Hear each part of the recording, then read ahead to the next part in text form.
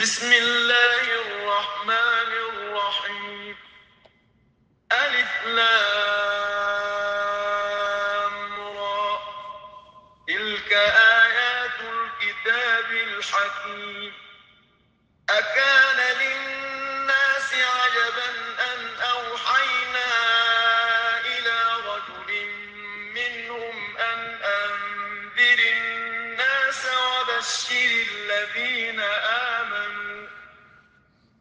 وبشر الذين آمنوا أن لهم قدم صدق عند ربهم قال الكافرون إن هذا لساحر مبين أعوذ بالله السميع العليم من الشيطان الرجيم بسم الله الرحمن الرحيم الحمد لله وحده والصلاة والسلام على من لا نبي بعده أما بعد. Louange à Dieu, Seigneur des mondes, créateur de vies humaines et spirituelles. Que la paix et la bénédiction de Dieu soient sur le sceau des prophètes, la lumière de l'obscurité, le prophète Mohammed, sallallahu alayhi wa sallam, sur ses fidèles compagnons et ceux qui ont suivi et continuent à suivre la belle voie de l'islam. Chers frères et sœurs en islam, aujourd'hui nous sommes toujours dans notre programme de résumer chaque sourate chaque semaine. Aujourd'hui nous sommes à la sourate 10 qui est sourate Yunus.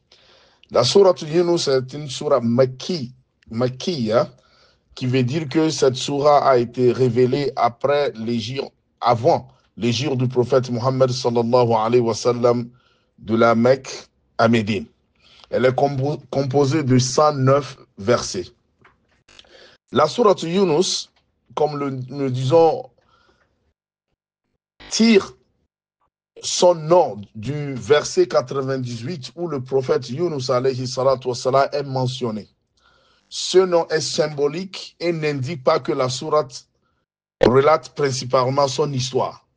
La sourate met l'accent sur l'invitation au message divin, accompagné d'avertissements et d'exhortations. La sourate présente des preuves, des doctrines fondamentales, notamment la tawhid, l'unicité d'Allah subhanahu wa ta'ala, la providence divine et la croyance en l'au-delà.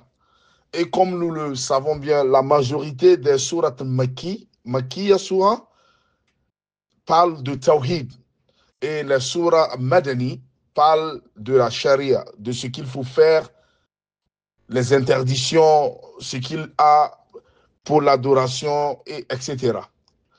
La sourate Yunus refute les doutes et objections concernant la prophétie du prophète Mohammed sallallahu alayhi wa sallam et l'authenticité du Coran. Cette sourate offre des descriptions saisissantes de l'au-delà pour avertir des conséquences et encourager la réforme dans cette vie. La sourate met en évidence les dangers de l'ignorance et de la déviation qui résultent du rejet de la guidance divine. Ça veut dire que cette sourate nous réaffirme la prophétie, l'authenticité et la vérité du message du prophète Mohammed sallallahu alayhi wa sallam.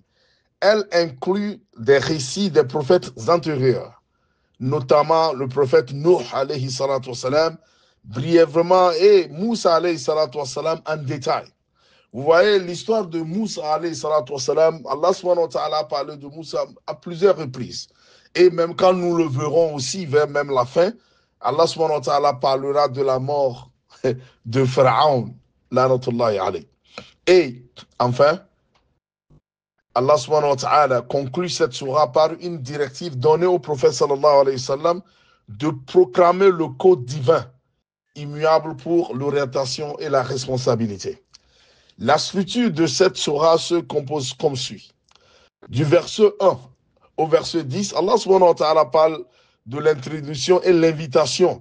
La sourate invite l'humanité à prêter attention au message divin et à reconnaître l'autorité d'Allah subhanahu wa ta'ala parce que c'est lui le créateur des vies humaines et spirituelles. C'est lui qui a créé l'univers.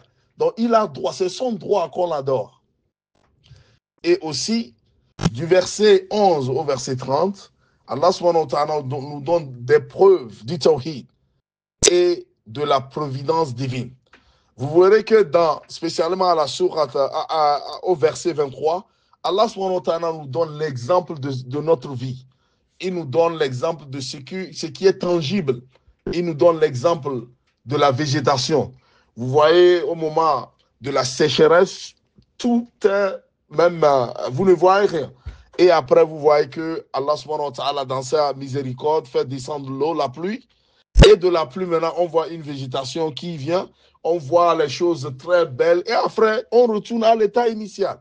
C'est pour nous dire, Allah nous parle de nous-mêmes. On vient dans ce monde. Wallahu akhrajakum min butuni ummahatikum la ta'lamuna shay'a. Vous voyez dans ce monde, voyez comment est-ce qu'on est venu dans ce monde. Rien. Walaqad jitumuna furada kama khalaqnakum awwala marra. Wa man nu'ammiru nunaqqisu fi khalq. Vous voyez, on vient dans ce monde très faible. Vous voyez, quand un enfant vient dans ce monde, tout ce qui est, il ne sait même pas comment se nourrir. Et après, il arrive à un moment, il a la puissance, il peut courir, personne ne peut l'arrêter. Et aussi, quand la vieillesse arrive, celui-là qui peut courir et personne ne peut l'arrêter dans le village, on le voit même pour se nourrir, il ne peut même pas se nourrir. Il a commencé, on le nourrit, et à sa fin, on le nourrit. Allahu Akbar. Il ne peut même pas s'arrêter. Il ne peut même pas se mettre debout. Il ne peut même pas se nourrir. Il ne peut même pas marcher de lui-même. C'est ça. Allah subhanahu wa ta'ala nous dit ici, c'est lui qui nous a créés. Voilà notre début, voilà notre fin. Quel est le résultat? Le résultat, c'est qu'on retourne à l'adorer, Allah subhanahu wa ta'ala. Et aussi, du verset 31 au verset 50, Allah subhanahu wa ta'ala parle de la réfutation des doutes. Parce que, bien que l'on sache que c'est Allah qui a tout créé, l'adoration est le problème. Quand tu demandes même aux mécréants qui a créé les cieux et la terre, quand tu demandes aux féticheurs qui a créé, ils disent que non, c'est Allah qui a créé tout. Mais on lui dit, pourquoi maintenant vous placez une rivière devant vous pour l'adorer? Pourquoi vous placez un objet qui a été créé par Allah? Quand on leur dit de laisser et d'adorer le Créateur, maintenant, c'est en ce moment qu'ils deviennent quoi? Ils deviennent arrogants. Qu'Allah subhanahu wa ta'ala nous guide. Donc, dans cette section, Allah donne des réponses aux préoccupations des sceptiques concernant la prophétie du prophète Muhammad sallallahu alayhi wa sallam et l'authenticité de son message et les conséquences de l'incrédulité. Ça veut dire que dans cette surah Yunus, et on verra en détail la semaine prochaine, Inch'Allah, quand on sera dans Suratul Hud, Allah subhanahu wa ta'ala nous prépare déjà en nous disant ceci. Je vous ai créé, adorez-moi. Et si vous ne le faites pas, voyez l'exemple de ceux-là qui m'ont désobéi. Vous voyez leur fin? Vous voyez l'exemple de ceux-là qui m'ont obéi. Vous voyez ce qu'ils ont eu. Ils ont vécu dans ce bas monde en paix. Et au jour du jugement dernier, ils seront au paradis. Vous voyez, c'est ça ce que Allah veut de nous. Que Allah subhanahu wa ta'ala nous aide. Et maintenant, au verset 51 au 70, Allah subhanahu wa ta'ala nous donne la description de l'au-delà. En détail, le paradis et l'enfer. Et Allah subhanahu wa ta'ala, du verset 611 au 90, Allah nous parle de récits des prophètes antérieurs. Pour qu'on arrive à tirer des leçons. Comme les oulémas nous disent. Vous voyez, dans le Coran, quand Allah subhanahu wa ta'ala parle de l'histoire des générations antérieures, c'est pour qu'on arrive à tirer des leçons. Ahawalul naji'ina kayfa najaw. Ahawalul halikina kayfa halaku. Quelle est la situation de ceux-là qui ont vécu sur terre, ils ont eu le succès. Quelle a été leur condition? Si vous essayez de suivre leur pas, Allah subhanahu wa ta'ala va vous garantir le paradis. Quelle est la situation de ceux-là qui ont été détruits, qui ont été, Allah subhanahu wa ta'ala, ils ont suivi, ils ont été punis par Allah subhanahu wa ta'ala. Si vous suivez leur pas, vous allez avoir les mêmes conséquences. Et ceci nous dit qu'il ne s'agit pas d'avoir seulement la connaissance. Il faut appliquer ce que vous saviez. Et enfin, vous verrez que du verset 90 au verset 109, Allah subhanahu wa ta'ala parle de la déclaration finale au prophète sallallahu alayhi wa sallam. Allah ordonne au prophète Muhammad sallallahu alayhi wa sallam de proclamer le credo divin et le code de conduite en soulignant leur nature immuable. L'acceptation ou le rejet de cette guidance révèle de la responsabilité et de la reddition de comptes personnels.